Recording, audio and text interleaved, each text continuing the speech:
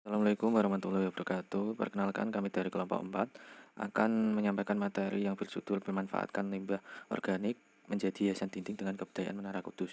Untuk anggota dari kelompok 4 sendiri, yang pertama Frial Najla Humaira dengan NIM 313, yang kedua Melisia Rahmayanti dengan NIM 315, yang ketiga Anggir Ola Darmawan dengan NIM 353, yang keempat Nabila Eksatalia dengan NIM 359, yang kelima saya sendiri Muhammad Zaki Ramadan dengan NIM 375, dan yang terakhir Ilham Alfaris Ferdian dengan NIM 377. Materi yang pertama adalah aspek pasar. Perkembangan permintaan dan penawaran produk. Terdapat tren positif dalam permintaan produk yang ramah lingkungan dan berkelanjutan. Produk heating yang menggunakan limbah organik berpotensi mengikuti tren ini. Penawaran produk yang memiliki elemen budaya Menara Kudus dan seni dekoratif juga bisa menciptakan pasar yang unik, karena produk ini memiliki peluang bisnis yang cukup menjanjikan. Karena pada produk ini juga adalah produk yang menjadi kebiasaan masyarakat untuk menghias ruangannya dengan berbagai kerajinan seperti di bagian ruang tamu, kantor, masjid, hotel, dan lain-lain. Dengan menyediakan produk hiasan dinding yang terbuat dari limbah kertas, beraneka paduan warna, serta dilengkapi dengan desain budaya lokal Menara Kudus, pasti akan menarik perhatian masyarakat. Yang kedua, karakteristik konsumen yang dituju. Untuk konsumen yang kami tuju menggunakan analisis karakteristik konsumen yang dijadikan target pasar, seperti kecenderungan mereka yang suka terhadap seni dan produk yang berkelanjutan. Memahami preferensi dari nilai-nilai yang penting bagi konsumen potensial secara umum. Karakteristik konsumen lukisan dinding dari limbah kertas bergantung pada pribadi masing-masing konsumen. Karena konsumen yang sangat peduli dengan lingkungan, menghargai seni dan kreativitas, memiliki ketertarikan yang unik. Usia konsumen yang melukis dinding dengan limbah kertas biasanya berkisar antara 15 hingga 40 tahun. Untuk yang selanjutnya adalah jumlah konsumen potensial. Mengidentifikasi jumlah konsumen potensial yang tertarik pada produk ini berdasarkan analisis demografi, psikografi, dan perilaku pasar. Mengetahui jumlah konsumen potensial lukisan dinding dari limbah kertas adalah penting untuk mengembangkan usaha kerajinan ini. Faktor yang dapat mempengaruhi jumlah konsumen adalah jumlah penduduk di daerah Kudus, tingkat pendapat dan daya beli masyarakat, selera gaya hidup masyarakat, tingkat persaingan, dan diferensiasi produk. Estimasi kondisi pemasaran di masa mendatang. Estimasi perubahan permintaan dan penawaran. Dalam estimasi kondisi pemasaran di masa mendatang, perlu dipertimbangkan bagaimana permintaan dan penawaran produk heating mungkin berubah. Mungkin adanya peningkatan permintaan produk berkelanjutan dan berbudaya yang dapat mendukung pertumbuhan produk ini. Di antaranya ada dua faktor. Yang pertama, faktor yang mempengaruhi estimasi permintaan, yakni perubahan selera konsumen, pendapatan dan daya beli konsumen, dan karakteristik konsumen. Yang kedua, faktor yang mempengaruhi estimasi penawaran. Yang pertama, teknologi produksi, biaya produksi, dan jumlah karakteristik produsen. Yang selanjutnya adalah estimasi potensi pasar. Untuk menghitung potensi penerimaan berdasarkan pembelanjaan yang dilakukan konsumen, yaitu dengan langkah-langkah berikut. Yang pertama, identifikasi rata-rata pembelanjaan konsumen, tentukan jumlah konsumen potensial, proyeksikan frekuensi pembelanjaan, hitung potensi penerimaan, dan pertimbangkan variabel tambahan. Untuk materi selanjutnya akan dijelaskan oleh teman saya. Terima kasih. Yang kedua, aspek pemasaran. Analisis pemasaran menjadi tiga. Yang pertama, analisis pasar.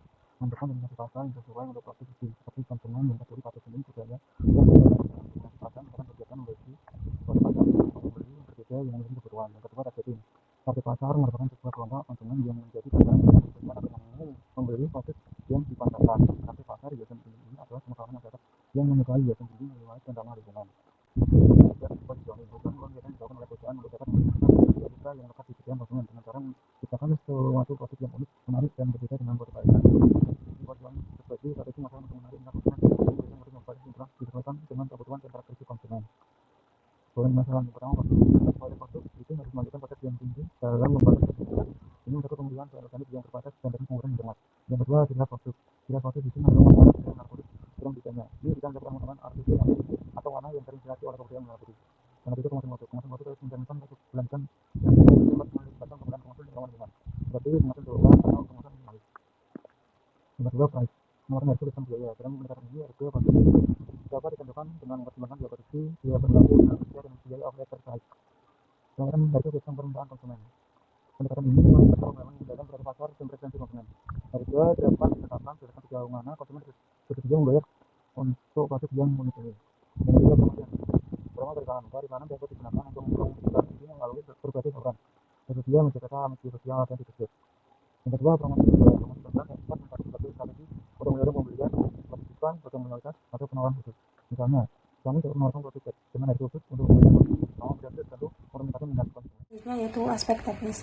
Ada perencanaan letak. Perencanaan letak pembuatan produk pada usaha ini tidak menyewa tempat, tetapi berada di salah satu rumah anggota kelompok yang terletak di Desa Gurangmanis Kudus. Alasan pemilihan tempat ini karena akses jalan yang memadai sehingga bahan baku dan pengiriman mudah serta mudah dijangkau oleh konsumen. Selanjutnya yaitu ada perencanaan jumlah produksi. Perencanaan jumlah produksi adalah perencanaan jumlah item produk yang diproduksi pabrik dalam berada waktu tertentu. Jumlah produksi dapat dipengaruhi oleh beberapa hal berikut. Yang pertama ada permintaan. Produksi hiasan dinding tergantung pada tingkat jumlah permintaan konsumen. Jika permintaan pasar tidak dipenuhi, maka akan terjadi kehilangan peluang dan pendapatan. Selanjutnya yaitu kapasitas toko. Kemampuan maksimal dalam memproduksi produk bergantung pada tenaga kerja, bahan baku yang tersedia, fasilitas produksi, dan modal yang ada. Selanjutnya yaitu peraturan pemerintah dan ketentuan teknis. Peraturan pemerintah terkait dengan hiasan dinding dari limbah kertas adalah Peraturan Pemerintah Nomor 22 Tahun 2021 tentang penyelenggaraan perlindungan dan pengelolaan lingkungan hidup adalah peraturan yang mengatur perlindungan dan pengelolaan lingkungan hidup di Indonesia. Selanjutnya itu suplai bahan baku. Bahan baku dari usaha hiasan dinding ini didapat dari warga sekitar yang memiliki kertas. Untuk bahan yang lain seperti kanvas dan lem box didapat dari supplier yang memiliki persediaan banyak dengan harga yang murah. Selanjutnya ada modal kerja. Modal usaha ini berawal dari modal pribadi, lalu menggunakan keuntungan bersih yang didapat dari hasil penjualan hiasan dinding ini. C. Ada layout. Menurut Jublegio tahun 2000, layout pabrik adalah tata letak atau tata ruang. Artinya cara penempatan fasilitas-fasilitas yang digunakan di dalam pabrik. Fasilitas ini misalnya mesin, alat produksi, alat pengangkutan barang, tempat pembuangan sampah, dan lain-lain. Untuk tata letaknya bisa dilihat ada parkir tamu dan karyawan, ada tempat jual produk, ruang cetak, musola, ruang pengolahan bubur kertas, ruang perangkaian dan pewarnaan atau produksi, ada ruang penyimpanan bahan baku dan peralatan, kamar mandi, dan yang terakhir ada ruang pengecekan dan penyimpanan. Yang keempat ada aspek manajemen, struktur organisasi dan deskripsi pekerjaan. Di lini paling atas ada manajer, lalu pengawas, dan yang paling bawah ada produksi, logistik, dan pemasaran. Yang pertama ada planning di bulan Januari, Februari, Maret 2023. Yang kedua research di bulan Februari dan Maret 2023.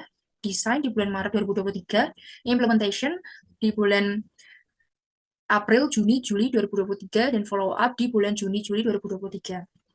Berikutnya ada aspek keuangan.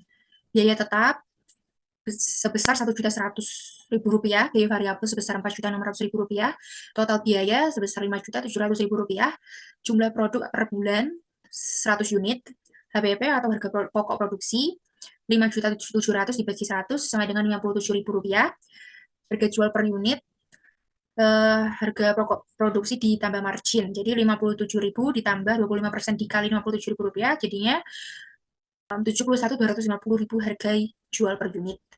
Laba per unit Rp71.250.000 dikurangi Rp57.000 sama dengan Rp14.250 merupakan laba per unit. BEP atau break even point Rp4.600.000 dibagi Rp71.250 sama dengan 64 unit. Anggaran yang pertama belanja bahan alat yang digunakan. Yang pertama ada lem Fox sebanyak 25, harga satuan 20.000, total 500.000. Yang kedua gunting sebanyak 5, harga satuan 14.000, total 70.000. Penggaris 10, harga satuan 15.000, totalnya 150.000. Cat warna total ada 10, harga satuannya 30.000 dan total Rp300.000. Ada baskom ada 10, harga satuannya 8.000, totalnya 80.000 dan total dari semua alat yang digunakan ada Rp1.100.000. Yang kedua ada belanja bahan habis pakai, ada kertas bekas 50 kg yang harga per kilonya itu 4.000, jadi totalnya Rp200.000. Yang kedua ada kanvas 100 pieces, harga satuannya 20.000, totalnya Rp2 juta. Yang ketiga ada kuas, totalnya ada 10 pieces, harga satuannya 30.000, ya harga totalnya Rp300.000. Yang terakhir ada print gambar, ada 100 lembar, satuannya 1.000, totalnya Rp100.000. Total dari belanja bahan habis pakai Rp216.000. Lalu ada gaji karyawan sebesar Rp2 juta dan total keseluruhannya. Bab selanjutnya ada aspek lingkungan.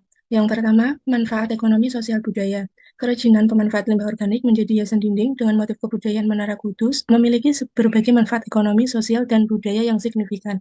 Dari segi ekonomi, Produksi dan penjualan hiasan dinding seperti ini dapat memberikan peluang pekerja bagi masyarakat setempat.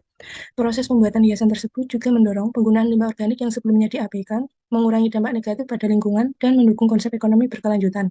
Selain itu, hiasan dengan motif kebudayaan Menara Kudus memiliki potensi untuk menarik wisatawan, menciptakan peluang bisnis pariwisata, dan meningkatkan pendapatan lokal.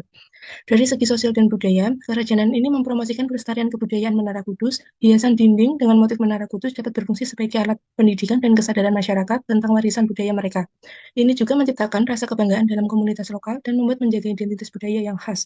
Selain itu, aktivitas kreatif seperti ini dapat memperkuat ikatan sosial antara generasi yang lebih muda dan lebih tua, mendorong pertukaran pengetahuan, serta menghidupkan kembali tradisi dan nilai-nilai budaya yang memiliki tempat penting dalam masyarakat Menara Kudus. Dua, ada penanganan limbah. Salah satu aspek yang paling menonjol dari bisnis hiasan dinding ini adalah dampak positifnya pada lingkungan. Dengan menggunakan limbah organik sebagai bahan baku, mereka mengurangi jumlah limbah yang mencemari lingkungan. Selain itu, ini merupakan contoh yang baik dalam memanfaatkan sumber daya yang sudah ada untuk mengurangi tekanan pada lingkungan. Karya seni ini juga dapat menyampaikan pesan tentang keberlanjutan pentingnya menjaga lingkungan.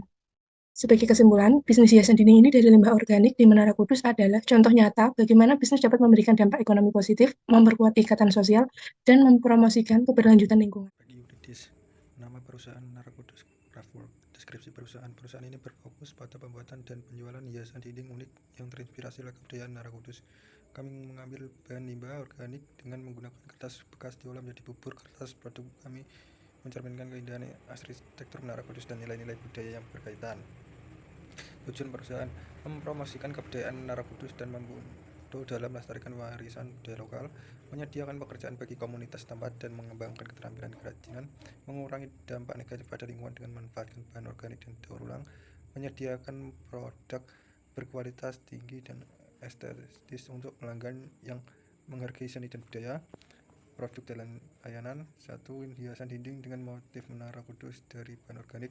2. Custom order untuk hiasan dinding yang disesuaikan dengan keinginan pelanggan. Workshop dan pelatihan kerajinan untuk komunitas tempat. Lokasi perusahaan: rencana letak pembuatan produk pada usaha tidak menyewa tempat, tapi berada di salah satu rumah anggota kelompok yang terletak di Desa Gunung Manis Kudus. Alasan pemilihan tempat ini karena akses jalan yang memadai, sehingga bahan baku dan pengiriman mudah serta mudah dijangkau oleh konsumen. Komitmen lingkungan: kami berkomitmen untuk mengurangi limbah dan dampak lingkungan dengan mendukung daur ulang bahan baku, menghemat energi selama produksi, dan menggunakan metode produksi yang berkelanjutan. Pemasaran: kami akan memasarkan produk kami melalui toko fisik di dekat Menara Kudus, situs web e-commerce, serta melalui partisipasi dalam pameran seni dan pasar kerajinan lokal. Kami juga akan memanfaatkan media sosial untuk memperluas jangkauan pemasaran. Berikut adalah beberapa aspek yuridis yang perlu diperhatikan. Yang pertama, perlindungan kebudayaan. Usaha kerajinan dinding yang terkait dengan kebudayaan Menara Kudus harus mematuhi peraturan yang melindungi dan melestarikan warisan budaya dan keyakinan budaya lokal. Hak cipta dan karya intelektual: jika desain sendiri memiliki elemen kreatif yang unik, penting untuk memahami hak cipta karya intelektual berlaku. Perizinan usaha: Anda perlu memperhatikan perizinan dan regulasi yang berlaku untuk usaha kerajinan ini, termasuk perizinan usaha mikro, kecil, atau perizinan khusus untuk produksi seni dan kerajinan. Perizinan usaha perlu memperhatikan perizinan dan regulasi yang berlaku untuk kerajinan ini. Pemanfaatan limbah organik: jika usaha ini menerapkan pemanfaatan limbah organik dalam proses produksi, penting untuk memahami regulasi lingkungan yang berlaku dan mendapatkan izin yang diperlukan untuk mengelola limbah organik sesuai dengan peraturan lingkungan. Label dan sertifikasi: jika produk dinding berkualitas tinggi dan memiliki nilai budaya yang tinggi, pertimbangkan untuk mendapatkan label atau sertifikasi yang sesuai seperti sertifikasi produk berkelanjutan. Hak paten opsional: jika Anda menciptakan teknik atau metode khusus dalam produksi dinding yang memanfaatkan limbah organik, pertimbangkan untuk mendapatkan hak paten untuk melindungi inovasi tersebut. Sekian dan terima kasih.